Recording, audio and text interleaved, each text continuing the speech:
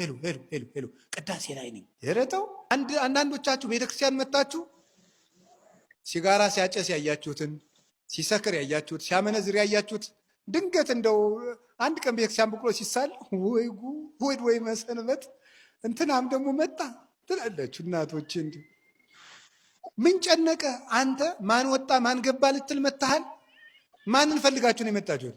ክርስቶስን ፈልገን ነው። ሰው የፈለገውን ያድርግ። አንዳንዱ ስግደት ይሳሳታል፣ አንዳንዱ ማማተብ ይሳሳታል፣ አንዳንዱ ይወጣል ይገባል፣ አንዳንዱ በቅዳሴ ጊዜ ይቀመጣል፣ አንዳንዱ ያቋርጣል፣ አንዳንዱ ያወራል። ዝም ብለህ አንተ እነዚያ ምንም ይበሉ ዞር አትበሉ። ክርስቶስን ፈለጋ የመጣች ነፍስ ክርስቶስን ብቻ እያሰበች ትቆማለች። ካህናቱም ቢሆን ዲያቆናቱም ቢሆን ቄሶቹም ቢሆኑ መርጌቶቹም ቢሆኑ ክርስቶስን ፍለጋ ነው የመጡት። እንዲህ አይባልም። ራሱ ዞር አይባልም። ቤተ ክርስቲያኑ ክርስቶስን ፍለጋ ነው። ወሬ አይወራም። ስልካችሁንም ዘግታችሁት ኑ። ሄሎ ቅዳሴ ላይ ነኝ። የረተው እንዲህ ያለ ቅዳሴ አለ እንዴ? ቅዳሴ ላይ ነኝ። ጥጋባችሁ እኮ አሁን እንዲያው እስኪ ፍርድ ቤት ቆማችሁ አያርግባችሁ፣ ግን መድኃኒዓለም ከክስ አያድርሳችሁ።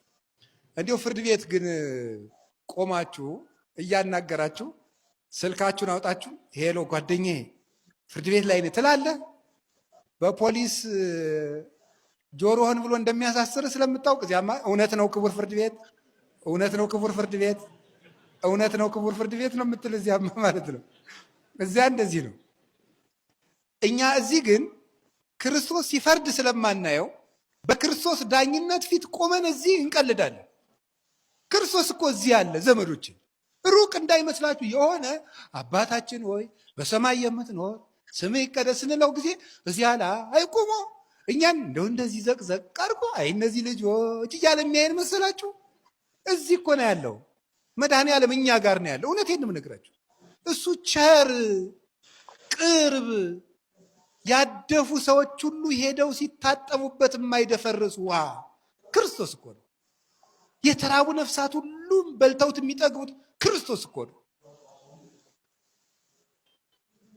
ለደካሙት ላንካሶች ሂዶ ምርኩዝ የሚሆናቸው ክርስቶስ እኮ ነው። ምርኩዛቸው አይምሮ ለሌላቸው ዕውቀት የሚሆናቸው ክርስቶስ እኮ ነው።